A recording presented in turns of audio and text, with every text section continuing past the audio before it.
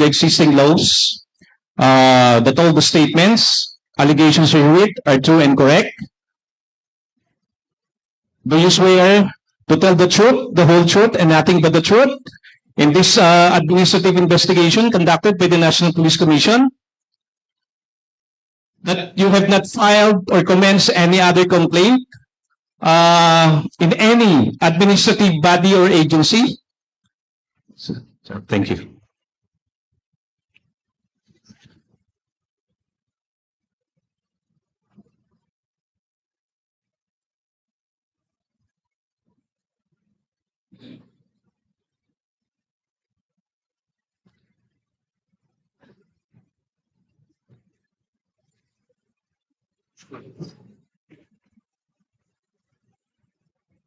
Good afternoon, everyone. To our friends from the media, thank you for joining us for today's press conference on the filing of complaint affidavits by the witnesses against the police officers allegedly involved in the disappearance of the Sabongeros. Please be informed that this event is being broadcast live on the official NAPOLCOM Facebook page. We are joined today by NAPOLCOM Vice Chairperson, Executive Officer, Commissioner Attorney Rafael Vicente R. Calinisan, who will be available to answer your questions later. Also present are the witnesses led by Mr. Julie Totoy Aguilar Patidongan. The key message we wish to emphasize today is this: NAPOLCOM's investigation into the involvement of police officers in the disappearance of over 100 cockfighting enthusiasts will never waver. The presence of the witnesses today is a strong demonstration of the public's trust in NAPOLCOM as it fulfills its mandate as the police of the police. This is a significant development for the families of the victims who continue to seek truth and justice. Before we proceed to our question and answer, we respectfully remind our media partners to keep their questions relevant to the issue at hand. Kindly state your name and media organization you represent before asking your question. Each member of the media is allowed one question related to today's issue and one follow-up question. We'll now open the floor for your questions. We call on Ms. Leia Ilagan of UNTV. Ms. Leia Ilagan, we have microphones at the left side and one here at the center. Ms. Leia Ilagan of UNTV. We have already prepared the queuing of questions and answers. We have in line, we have 9 media personnel or media reporters who will ask questions to our resource person, most especially our Vice Chairperson and Executive Officer. Leia? Yes. Good afternoon po. Sir, tanong ko lang, ilan ba yung pulis na pinag-uusapan natin na sinasampahan natin ng kaso ngayon, kasong administratibo? Yung dalawa to, yung iba retired na, pero may kasunod pa to. Ano po ang pinakamataas na ranggo, sir? Pwede ba natin banggitin yung mga ranggo nitong pulis na sinasampahan natin ng kaso ngayon? Colonel Malinaw, Lieutenant Colonel Urapa, Mark Philip Almadilla, Police Major Almadilla, James Aaron Cabillan, PCMS Arturo De La Cruz Jr., PSMS Anderson Orozco Abari, PMS Joey Encarnacion, PSMS Smart Antonio Naguete, PMSG Vishran Valencio, and PSSG Alfredo Agnes, Police Corporal Angel Joseph Martin. Sir, bukod dyan sa mga nabanggit mo na police colonel, meron rin ba na sangkot na regional director o may rango 1-star general? Yes, pero retired na siya, si General Esteban. Kay Sir Calinisan po. Thank you. Sir, ano po ang susunod na proseso ng NAPOLCOM? Ngayong pinanumpaan na ni alias Toto yung kanyang affidavit. Siguro, una, papasalamat muna kami kay Totoy for coming over. Napaka-importante nung yung affidavit. Noon ka pa nagsasabi ng mga kwento at mga pangalan at ang paglutang mo dito, sinyalis ng iyong tiwala sa National Police Commission. Nagpapasalamat kami sa iyo. Pero kailangan ko lang sabihin na i-evaluate din namin muna yung mga kwentong nilalahad mo sa iyong affidavit. Hindi porkat sinabi mo na sa affidavit, kami maniniwala kaagad. Bibigyan natin ng due process ang lahat ng mga pinangalanan ni alias Totoy. Papadala natin sila ng summons o kaya ng order upang sila ay sumagot din. Tandaan natin na ang instruction natin ay paspasang resolusyon ng kasong ito. Inaasahan ko na ang mga miyembro ng PNP na di umano'y sangkot dito ay sasagot ng karakaraka din. So after the evaluation, maaaring ito'y humantong sa formal charge kung sabi ng ating mga evaluator, pwedeng sumampa to, tayo may jurisdiction. After which, pasasagutin natin ulit yung ating mga respondent na police. Kung kinakailangan ng mga hearing, bibigyan natin yung mga hearing na ito. After which, sasampa na ito sa commission proper kung saan pag-uusapan namin yung kasong ito at puhusgahan na namin yung kasong isinampa ni alias Totoy. Thank you very much, Vice Chair.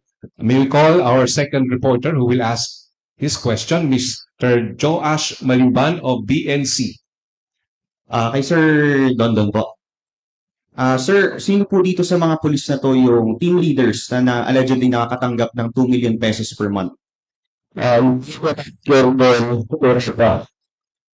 Si Colonel Malinaw, sir, hindi po. Si Colonel Malinaw, nagpunta nito 200,000. Pero huwag banggitin ko lahat ng tungkol kay Colonel Malinaw. Hindi po, sir. Una, si Colonel Malinaw. Ang pinakamalaki talaga makilala si Colonel Malinaw. Pinag-ibigay siya sa akin ni Inesensyo Salazar. Hanggang sa pandemic mo at pinakilala ka sa akin si Colonel Orapa. Pangalawa, si Engineer Inesensyo Salazar, lumapit sa akin para bigyan ko raw ng monthly na 200,000. So sa sobrang dikit nila, nung panahon na nagtago ako, na pinatago kami ni Mr. Atong Andal, bumibigyan kami ng mga pipitoy.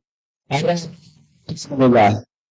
Meron si Colonel Malinaw, nasa ito sa regional chief ng CRPG. Ngayon, siya,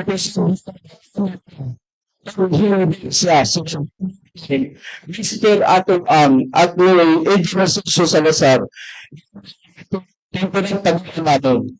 Ang pinakamasakit dito na ginawa nila sa akin. Ay akala siguro nila, isang bahay lang ang pinagtaguan namin dahil yun yung inagipit mo dito sa Lidya. Dalawang bahay po yun. Si Jingjing pa rin nga, Rugalay. Kasi may plano lang sila sa akin. Ang ginawa ko, kinunod at pinagtira ko sa bahay. Yung time sa mga,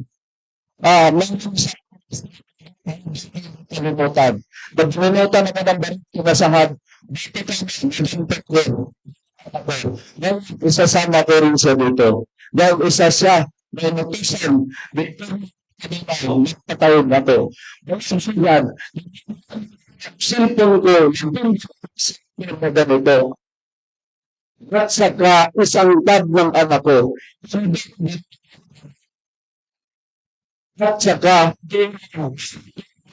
pinagpisan, nagtaros pa sila. Kasi ang patawin na dapat isama ko rin dito. Bilang sir, diyan mismo ang pintik na dito sa ano ko. Nagampot ko lang yung anak ko. Sabi ng isang kaibigan ko, sakyan sir, dito, nang dyan yung dito patin niya to. Ito, katalang sana ngayon. At kung yung sa atin, dahil sa hanggang minister atong siguro, mabigyan na rin ito. 6 months. Hindi makalipin ito. Hindi tahong Japan. kasama si Mr. Atungan, Engineer Senso Salazar, Mayor at saka si Colonel. Ngayon, akala ni Colonel Marubaw, bibigyan siya ng pera ng Mr. Atungan. Hindi alam ko meron siguro silang nagkabigayan. Ngayon, nagpaalam ng si Mr. Atungan, Miss, kailangan ko sa Danao at magpahinga muna ako. Ang ginamit nito ni Colonel Marubaw, sinunod siya hanggang Pilipinas. Dahil sa December 3, sumunod siya sa anak ng mga hanggang nagpinaka ako ng 200,000. Naging sa 200,000, binigyan ko pa siya ng anak.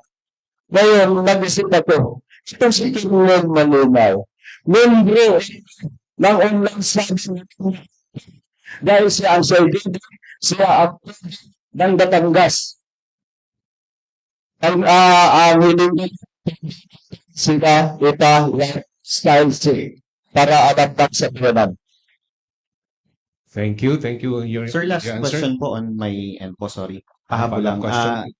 Are these also the police officers involved, sir, sa ambush po nun kay Calabas City Councilor Arvin Manguia noong 2021? Ulit, Sila rin po ba yung police officers na involved sa ambush kay Arvin Manguia noong 2021, sir? yes, ang yung team leader na si Lieutenant Colonel Rapa, attorney na siya ngayon.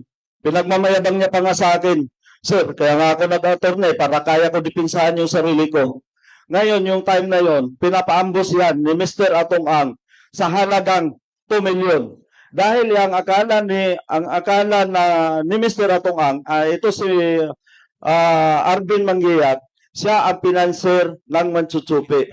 Ngayon, minisyonan na pinapambos. Kinabukasan, parang gusto na manghingi yung mga dumali kay Manguiat. Sabi ko kay Mr. Atungang, bakit ko bigyan ng 2 million yan? Eh hindi naman namatay si Arvin Manguiat. Thank you, sir. Thank you. Our next to ask our question is Miss Third Ann Malonzo of Sunstar. Miss. Sir, good morning po. Ay, good afternoon. Kay Vice Chair muna. Sir, mga gaano katagal kaya bago ma-resolve itong complaint na final nila today? Bago dumating si alias Totoy sa kasaysayan ng Pilipinas, bago siya nag-file ng kaso dito, napansin natin na totoo lang, medyo matagal na mga kaso na napansin. Totoo lang. Pero nung pagsampa natin bilang bago may pinaglapan ko, ang una nating order, dapat lahat ng kaso tapos ng 60 days. Pakalawa natin ng order ay lahat ng kasong pending tapos by December 2025. So, base doon sa una nating sinabi na ang lahat ng kaso na bagong darating 60 days. Yung kaso ni Mr. Patidongan, i-resolve natin ng 60 days. Kung magkasalaman kami, lumagpas kami ng korte, 60, 70, pero 60 days ka. Hindi na siguro masama kung 70, 80 days. Pero we're targeting 60 days from the filing of the complaint today until the release of the decision. 60 days we have. Kay Mr. Patidongan, sir, kanina pinangalanan niyo po si retired General Estomo. Pwede niyo bang ilahad, sir, ano yung partisipasyon niya doon sa anong involvement niya dito sa kaso na ito at kung magkano po ang tinatanggap niya monthly, sir? Si General Estomo, siya ay membro ng ALPA. Na labas yung pangalan niya, pero ang nakalagay doon, yung mayor na si Bernie Tacoy, yun ang lantad na pangalan. Ngayon, yan si General Estomo. Isa yan na nag-udyo kay Mr. Atong Ang na boss, patayin mo na si Lindon Patidongan para matapos na yung problema mo na yan. Pero wala siya tinatanggap na monthly, sir. May monthly yan sila.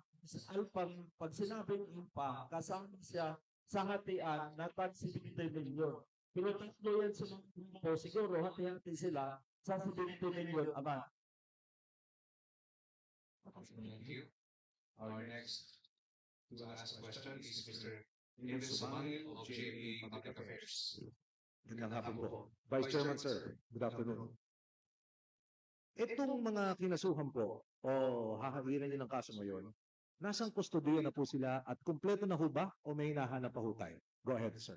Una, hindi ko pa nababasa ni one page nung affidavit ni Elias Totoy. As you can see, kakapay pala. Pagkatapos nito siguro, hihingi ako ng kopya, mamasahin ko yung kopya. Alamin natin sino mga active dito, sino yung mga dismiss na. Kasama din dito yung paghahanap kung nasaan sila. Kung sila ba ay nasa restricted custody ayon sa Philippine National Police. Kung ano man ang utos ng PNP dun sa mga pulis na nasasangkot as of now, bago nag-file ng kaso si Mr. Patidongan, call ng PNP yun. They should have El Burul. Let us not forget that these policemen are still policemen and are supposed to follow orders. So kung anong order nung hepe nila, ni Chief PNP Torre, so be it. Kung inutos ni Torre na naka-restricted custody sila o mag-report sila sa HSS kung saan naman sila, so be it. Pero ngayon na nakasampa na ng kasos ito sa amin, i-evaluate namin kung kinakailangan na mag-issue kami ng preventive suspension, pagmumuni-munihan namin base doon sa ebidensya na isampa ni Alias Totoy. Mr. Patidongan, sir. For the record lamang ho, ano ho ang pagkakasala o responsibilidad nito mga pulis na ito na inyong reklamo dito sa NAPOLCOM? For the record lang po at para sa sound on tape po mamaya. Go ahead, sir. Itong mga pulis na to, sila ang kumukuha ng mga missing sa bumero galing sa PAR. Sila ang nagdadala doon sa Taali. Marami yan sila actually. Hindi ko lang mapangalanan dahil kilala ko naman yan sila sa mukha. Dahil yung binigay sa akin, medyo kulang to. Last na lang. Vice Chairman, matutukoy na po ba natin kung anong klaseng kaso po ang isasampalaban dito sa mga polis? Doon binanggit niyo po na hindi niyo pa nababasa yung affidavit, sir. Tukulit na po ito. Hindi ko pa nababasa kung hindi. Pero doon yung nakalagay sa affidavit. Ang most likely na kaso ay grave misdemeanor at conduct unbecoming of a police officer. Ang penalties noon, ang pinakamababa ay suspension, ang gitnang penalty ay demotion, ang pinakamabigat na penalty doon ay dismissal from service. Thank you, Vice Chairman. Thank you, Mr. Patidongan. Thank you. Call now Mr. Alan Gatos, DCLOB. Kay Patidongan, so binabanggit nyo kanina, 12, no? Pero sa pagkakaalam nyo, ilan ba lahat ang mga pulis na involved dito na hindi nyo pa nasasampahan na reklamo at gaano karami pa ito na pwede nyong ireklamo? 12 lang yung active. Yung iba nito, retired at saka dismiss. Yun yung sila ni Mike Laperia. Naiwan ko lang yung lista ko, pero mayroong isang yung kapatid ni Art de la Cruz. Dismiss ko yun. Parang 3 yung dismiss dyan. Art de la Cruz, yung police. Tapos yung kasama na yung kapatid niya. Dismiss dito. Doon sa binabanggit nyo na 12 na active, yung hindi na mga active, kung kabuuan ilan lahat to na mga active at hindi na aktibo ng mga pulis? Hindi ako nagkakamali, nasa 30 to. Kulang-kulang 30. Pwede nyo ba mabanggit sa amin kung saan ang assignment, anong particular na opisina ng PNP naka-assign itong mga 30 pulis na to na mga active at mga dating active? Dati kasi ito mga to, isto ng Laguna. Pinamunuan ni Lieutenant Colonel Urapa. Simula noon hanggang sa palipat-lipat sila ng destino, kasama niya lagi yun. Doon sa firearms, kasama niya lahat yun. Kaya nagsabi nga ako kay Sir Ali na sir, bigyan mo ako ng kopya ng lahat na empleyado doon sa licensing na pinamunuan ni Lieutenant Colonel Orapa nung panahon ni General Mata. Wala akong idea. Si General Mata na nasa HPG ngayon, yung ba yung binabanggit niya? Oh yes. At saka yung si General Danao. Si General Danao yung OIC nun. Nung na-assign sila sa licensing. Firearm. Nabanggit nyo itong si General Danao at saka si General Mata. Wala ba kayong alam na impormasyon tungkol sa kanila dito? Wala akong idea.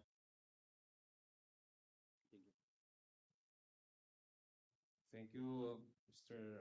Alan Gatos of DCWB. Now, next in line is Ms. Marlene Pajernos of DZMM. Hello sir, good afternoon. Matanong ko lang po kay Mr. Patidongan kung bukod doon sa mga pulis, may other public official po ba na sangkot dito sa kaso ng Mr. Sabongero?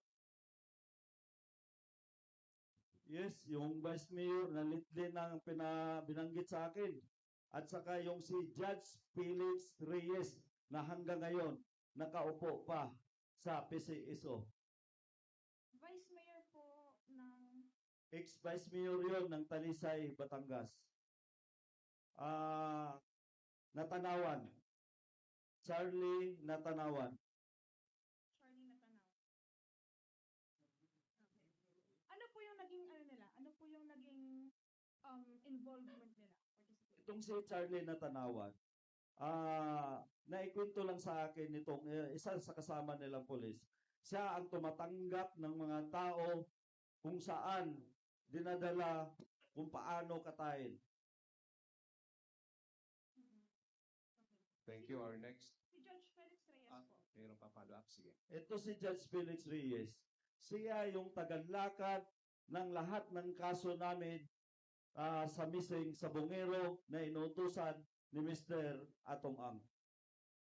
Kay attorney po, kay Commissioner Carnisan, ngayon po meron ng affidavit from Mr. Patidongan and other complainants po. Saan na po direksyon ng investigation natin? Nabanggit po nakaraan ang talpakan dito na sa NAPOLCOM. Ano po ang magiging susunod na hakbang po?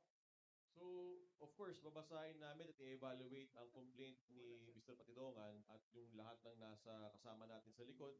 I think yung mga pamilya ng mga biktima yung mga yan. Babasahin natin lahat muna ng affidavit nila. Wala pa ako nababasa ng isang pahina ng affidavit na kahit na sino. So, from there, it will be brought to an evaluation stage. After evaluate yan ng ating IMIS, Inspection, Monitoring, and Investigation Service, magre-recommenda sila kung ito ay formal charge o kaya kakasuhan na. After nating kasuhan, kung dapat ngang kasuhan, papasagutin uli yung mga respondents. So papasagutin na bago mag-file ng formal charge, papasagutin din after ng formal charge. 2 beses sila sasagot. After which, magpapatawag ng mga hearing. After ng hearing, kung kinakailangan pa mag-position paper, gagawa pa ng position paper. After noon, ito ay sasalang na sa Commission and Bank, kung saan ito ay pag-uusapan ng puspusan na kung saan dun magkakaroon ng hatol ang National Police Commission. Pero, if I may, while all of this is ongoing, tuloy pa rin ang investigasyon ng National Police Commission. So, any and all information from all sources, kung merong pang tao dito na may alam o susi pa sa pagkakalutas ng lahat ng di umano'y pagkakawala o kaya pagkakamatay, di umano ng mga ilang sabongero dito, maaari po kayong lumapit sa National Police Commission. I think, meron pa yata isa yung dating councilor ng Laguna. Kung siya yung mag-file dito, tatanggapin din namin ang kanyang complaint affidavit. Thank you, sir. We call on Mr. Jeff Caparas of ABS-CBN. Hi, sir. Good afternoon. Sir, kay Julie Patidongan, for bago ang lahat, Sir Julie, i-blur ka ba namin mamaya pag-broadcast? I think this is the question for everyone. May naka-live naman yung NAPOLCOM. Are we gonna blur you or bear it all? Hindi kinakailangan. Kanina nyo pa ako kinuhaan ng Yun nga. video. Para lang Ngayon, po clear. i-blurt mo na. So, para lang clear, kasi even though na ganyan, para mamaya sa TV Patrol, malinis. Tingin mo, hindi naka-live yan? Hindi po kami naka-live, sir. Yung some of us hindi naka-live. For those na hindi naka-live, just to seek your permission, sir. Sige, okay lang. Depende Okay na. kung anong gusto mo. Hindi, sir. It's not depend on me, sir. It's not depend Sa on akin me. kasi yan, kalat na yan, Hindi, sir. It's not depend on me. Actually, sa opisina ito. And anyway, sir. Sir, dun sa mga binanggit ng police, may nakikipag-ugnayan na ho ba sa inyo na makikipagtulungan to be on your side? Sa ngayon, hindi naman nila alam yung kontak ko. Okay. Pero may mga tao, mayroong nagpaparating na. Kapag nag-ipon-ipon na yan sila doon sa Camp Crame, baka karamihan yan, babaliktad na. At natakot yan na mataob yung kaldero nila. Oo. Okay. Sir, si General Estomo, have you met him? Nagkita ba kayo face to face? Yes. Yes, sir. Yes. And paano po nakarating sa inyo na he's the one instructed to kill you kay Mr. Atong? Alam mo ito si Mr. Atong Ang. Sismoso rin kasi to. Totoo. Kung ano yung mga plano, sinasabi rin sa akin. Nadulas man siya. Alam mo sa totoo lang, pinapapatay ka na ni General Estomo. Hindi ko lang ginagawa. That's it. That's it. Okay. Sir, lastly, Sir Julie, what's next for Julie Patidongan? After this, sir, after Napolcom, what's next for Julie? Siyempre, iligtas ko muna yung sarili ko dahil ngayon nakita na nila kung saan ako 100% pati anino ko hinahabol na ng mga pulis na yan at saka ni Mr. Atong Ang. Sir, with that concern kay Commissioner Kalinisan, sir, are we going to provide security for Julie? And papaano po, sir, ihabol ko na rin. Yung na-mention ni Sir Julie is mga active. May habol po ba ang Napolcom sa retired, specifically yung retired na binanggit niya? Thank you, sir. Thank you very much, Julie. Thank you very much po. Una sa lahat, dun sa kanyang security complement, kung ikaw pa ay nangangailangan na Ales Totoy ng dagdag seguridad, sabihin mo lang sa amin. Pero naniniwala ako sa kung sino man ang may hawak sa kanya ngayon, hindi ko nasasabihin na siguro, naniniwala ako sa kakayanan ng security unit na yon. Believe ako dun sa security unit na yon. Dun sa usapin na kung may habol kami dun sa mga retired, that is a different story. Kaya nga kinakailangan learning from the past. Pag upo natin dito, we have to learn from the mistakes of old, yung mga pagkakamali nung nakaraan. Kung mabagal ang takbo ng kaso, maaring mag-retire o mag-resign ang isang pulis. Kapag nakapag-resign o nakapag-retire na isang pulis, hindi na natin pwedeng habulin. Kailangan, para makasuhan sa Napolcom, ikaw ay active na pulis para ikaw tumuloy-tuloy yung kaso. Otherwise, we don't have jurisdiction. So, sa aspetong makakasuhan pa ba yung nag-retired na pulis ng admin case, ang sagot ay no. Sa tanong na pwede pa bang makasuhan yung retired na pulis, ang sagot ay yes. So, ang kaso pwede i-file doon ay criminal case. Naniniwala ako sa kasipagan, kakayanan ng ating Department of Justice na sila ay gumagawa rin ng mga lahat ng kaso laban sa lahat ng mga involved.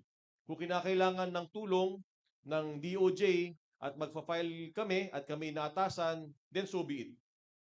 Pero again, uulitin ko, tuloy ang investigasyon ng National Police Commission.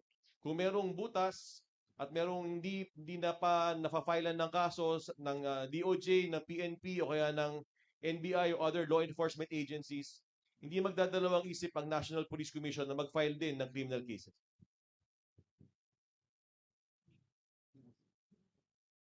Thank you, Sir Vice Chair Kalinisan. Before we proceed to our next reporter, we are reminded that there are only 4 more reporters to ask questions in this session. Our next reporter or media is Mr. Jairo Boliedo of Rappler. Hello po, good afternoon. For Totoy, sir, to confirm lang, yung sinasabi niyo po na Estomo is si retired Lieutenant General Jonel Estomo, sir? Yes, sir. Okay. May question, sir.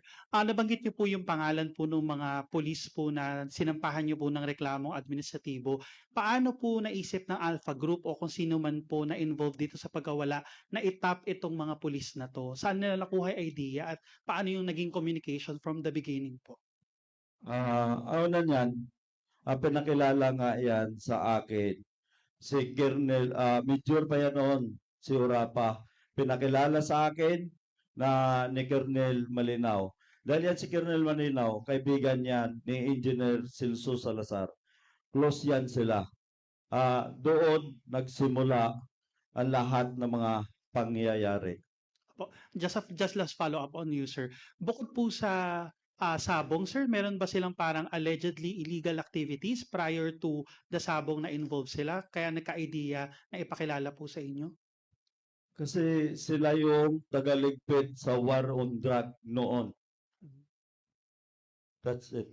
Okay. Just last question po for Viseo Kalinisan. Sir, we understand that this is administrative in nature and yung pinakamataas na punishment ay dismissal from service. Pero paano makakatulong po itong case build-up natin sa admin sa future criminal complaint if ever po na magkakaroon, sir? Thank you. Lahat ng makalap naming ebidensya ay maaari ding gamitin ng iba pang forum. So kung ito ay gustong gamitin ng Department of Justice, then so be it. So at least nagsisimula na ang proseso ng hustisya dito. Kahit admin case lang ito, umuusad na. At makikita na rin natin, magkakaroon tayo ng determination kung involved ba o hindi ang mga pulis na ito. Ayaw man natin pag-usapan, even yung hindi mga pulis, mapag-uusapan dito kasi hindi naman, they were not working in silos. So if the other law enforcement agencies want to use our findings or use our decision, then thank you and so be it.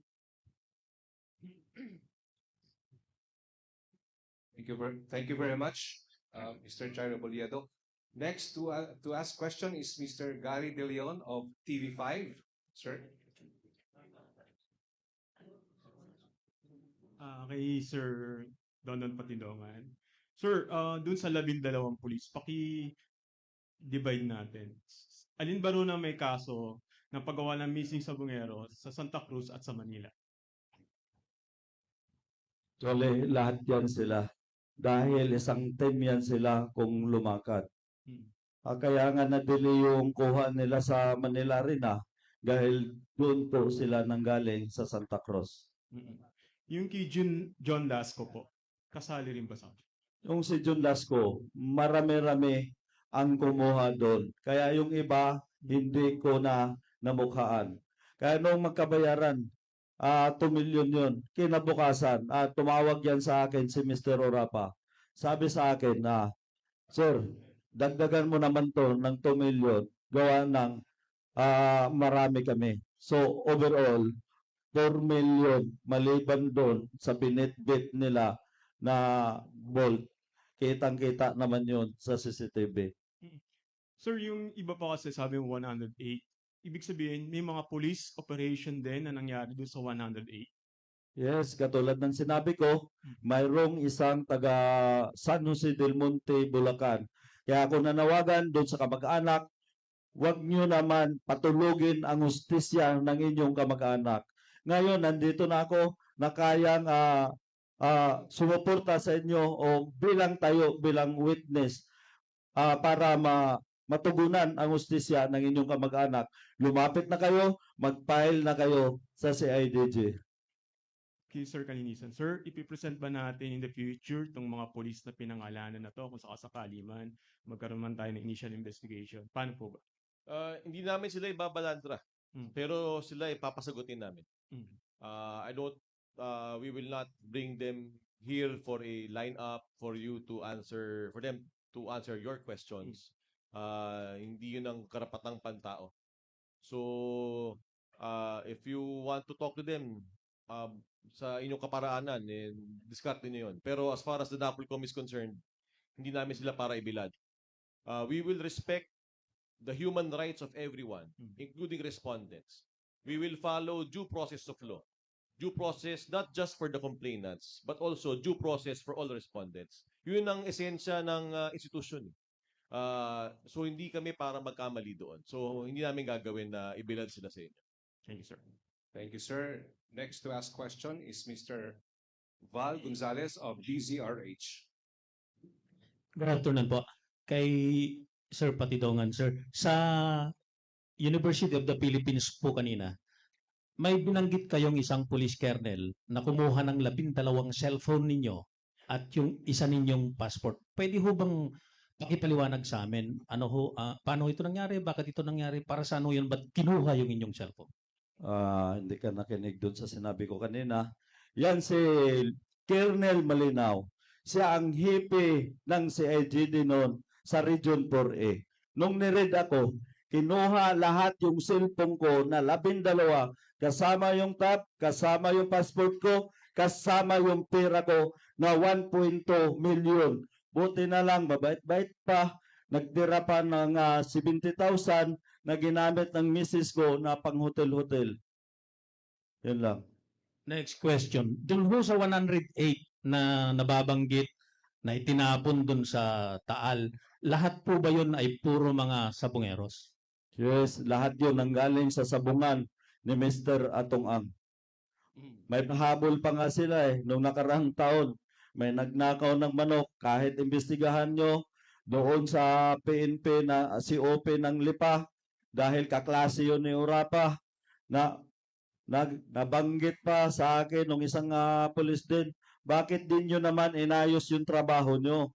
Kitang-kita sa CCTV yung sasakyan nyo at mga mukha nyo. Ang problema, ayaw ilabas ni Mr. Atong Ang yung CCTV kasi sira daw. Pangalawa, yung sa Siniloan na dinukot din nila, nagnakaw ng manok. Hindi lang isa yun, nakatakbo yung dalawa.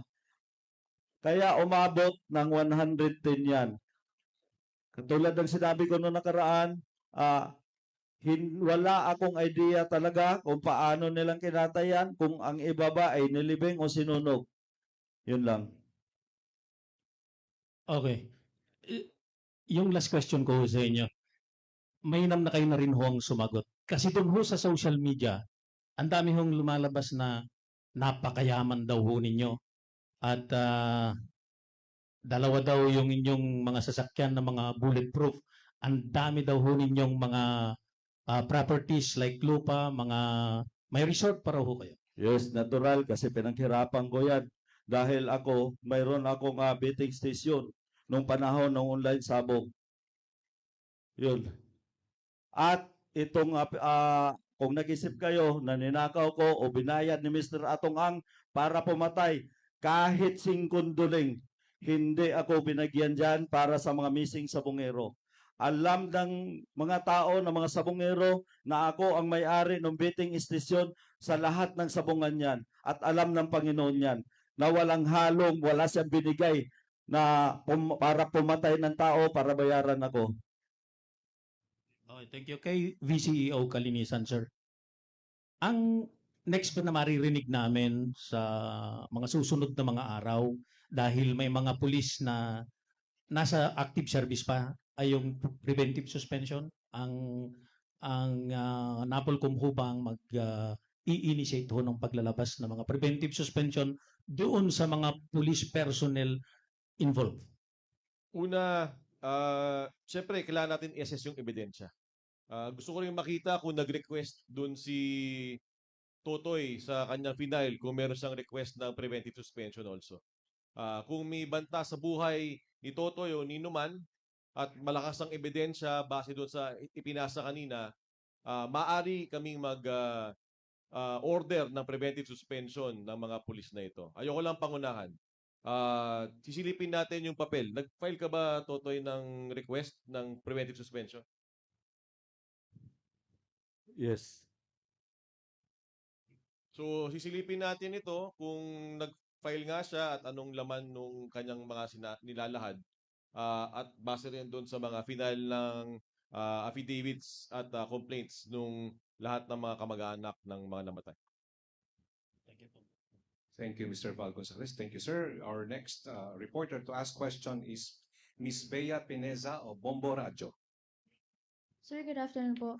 First question po sir kay Sir Julie Patidongan.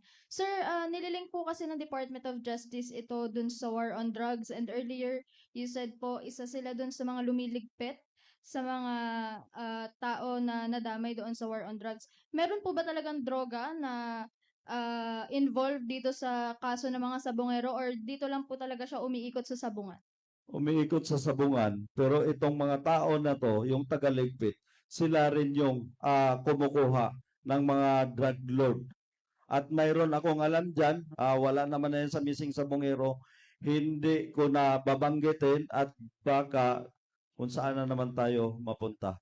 Mayroon akong isang idea, bahala ko na banggitin dito na hindi muna sa social media.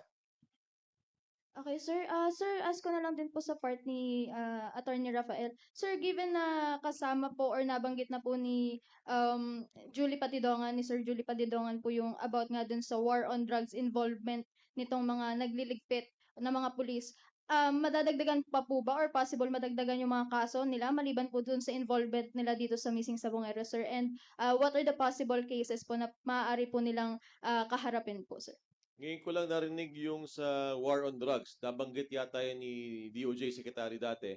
Pero ngayon ko lang narinig mismo kay alias Totoy. So, babasahin muna namin. Pero isa lang ang masasabi ko, no stone unturned. Kung anong nakalagay doon, so be it. Kung ano ang ebidensyang lumabas, so be it. Kung lumabas sa investigasyon namin, so be it. Pero due process will be done. Hindi tayo magbabara-bara. Pakikinggan natin ang panig ng lahat. Thank you so much, Mr. Kalinisan. Next to ask question is Mr. Mike Guyago of DZXL. Good afternoon. Kay Sir Julie Patidongan, sir, maraming malamang ang nagtatanong kung bakit ganito ang inyong tapang na ipinapakita despite itong mga nakakabangga mo talaga ay halos yung pagde-describe na ay halos malademonyo ang kanilang mga pamamaraan, ang kanilang pananakot at ito sa mga pagpatay. May mga bakit daw may mga nasa likod daw ba ninyo na parang malaking mga tao kung bakit kung kaya't kayo ay humuhugot ng ganyang katinding tapang? Kahit sinong tao. Pag ang pinag-usapan dito, pamilya, putang ina nila. Yan na akong katatakutan sa kanila. Kung gano'n bulag sa buong pamilya ko, papatay niya. Kaya na sinabi ko sa kanya, okay lang, patayin mo ako. Pero patayin mo buong pamilya ko. Hindi na pwede yan. Yun lang. Sir, mayroon ho bang mga police from the National Capital Region na nandito sa 12 na binanggit ninyo? Yes, nandito lahat sila. Dito lahat sila. Dito naka-duty sila sa Luzon. Ano bang rango ni Estomo, sir, nung nasasangkot sa dyan? Si Estomo, Alpayag. As a membro ng sabong yan. Pag sinabing Alpa, kasama siya sa 21 na yung binanggit nila na nagpinance. Pero lubog ang pangalan ni Estomo. Si Bernie Tacoy, Mayor Bernie Tacoy, ang lumutang na pangalan niyan. Thank you, thank you. Okay, that would be the last reporter to ask questions. May we now respectfully request the NAPOLCOM Vice Chairperson and Executive Officer, Commissioner Attorney Rafael Vicente R. Calinisan, to deliver his final message to the members of the media. Sir? Before I speak, meron pa bang gusto magtanong? Ba, meron pa? Go ahead.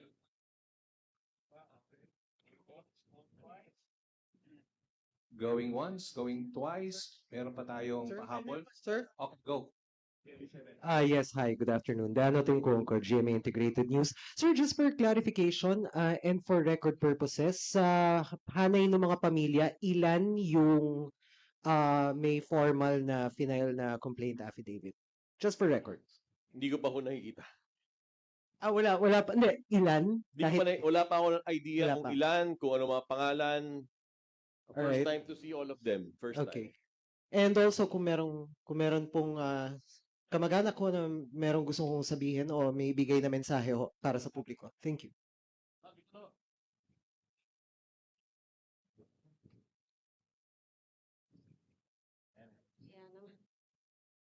Magandang hapon po. Ako po si Charlene Lasco, kapatid ni John Lasco.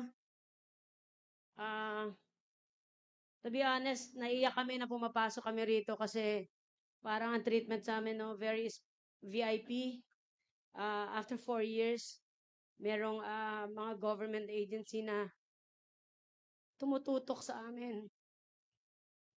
Naiiyak ako kasi at masaya, nararamdaman namin yung suporta nyo. Sana lahat kayo huwag bibitiw. Kasi talagang malaking bagay itong siniwalat ni Dondon. At maraming nadadamay. Ngayon, kami, sa part namin, nandito kami palagi para sumuporta sa inyong lahat. Pero syempre, tao lang kami, nagtatanong kami. Makikita mo sa news palagi, bakit laging PNP? Bakit itong mga habitually engaged na to, may mga red flags na hindi nakikita ng mga kapulisan? Like for example, si Colonel Orapa, he was involved in a kidnapping in San Andres. Pero na-dismiss yung kaso niya. Bakit itong mga ito ay hindi nakikita? 'Di ba? So, sana ang suggestion namin sa mga kapulisan at sa NAPOLCOM also, na magpasa ng batas o ruling na pag nakita nyo yung pulis na may ganun pong kaso na, dapat nababantayan na. Kasi kamukha nito, no? Naghahasik pa ng lagim eh.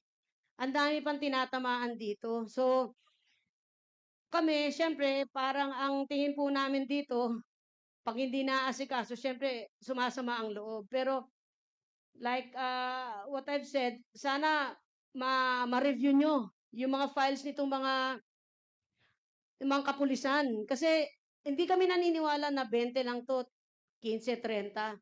Marami to eh. Kasi magmula doon sa investigation namin 4 years ago hanggang ngayon, talagang may mga nag-feedback pa sa mga mastermind, may ganito. So, para sa amin, may sistema ho ito eh.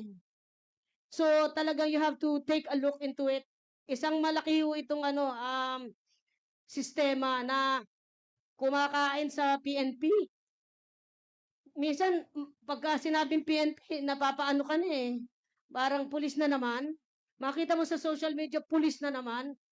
Ano kaya ang pwedeng gawin ni General Torre at saka ng NAPOLCOM para naman makabawi po? Bukod dito,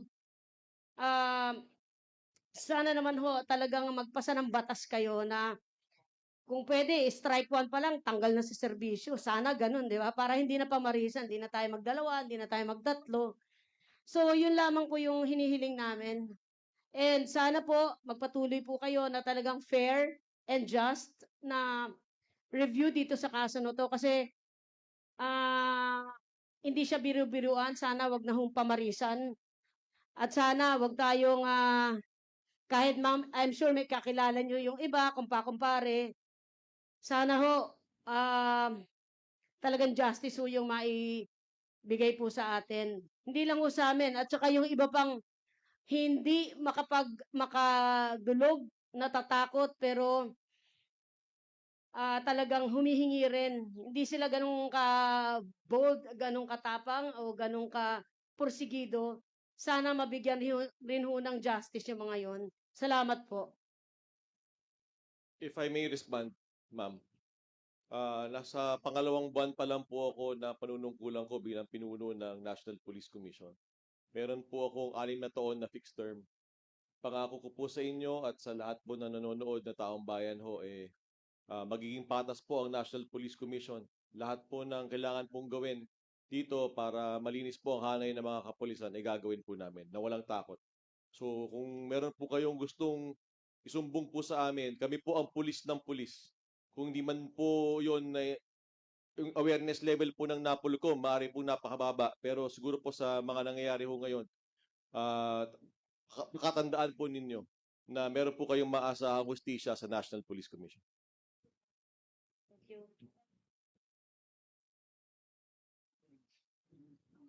That being said, may questions pa bang iba? Kung wala na, papasalamat ako sa inyong lahat. Don, salamat sa inyong lahat. Maraming salamat sa inyong tiwala sa National Police Commission. Lahat ng tao dito sa NAPOLCOM ay naniniwala sa ustisya. Mula ng pag-upurin natin, naniniwala rin tayo sa swift justice. So gagawin natin ang lahat to uncover the truth. Huwag kayong mag-alala. Gagawin natin ang ating makakaya. Sa lahat ng respondents din dito, huwag kayo rin mag-alala. Kung kayo ay inosente, aabsueltuhin namin kayo. Pero kung kayo ay nagkasala dito, wala tayong pag-uusapan. Magiging patas ang proseso ng NAPOLCOM. We will hear you out. Pero at the end, justice will prevail. Maraming salamat po. That concludes our press conference. Thank you so much and stay safe, our partners in the media. Magandang hapon po sa ating lahat. Salamat po.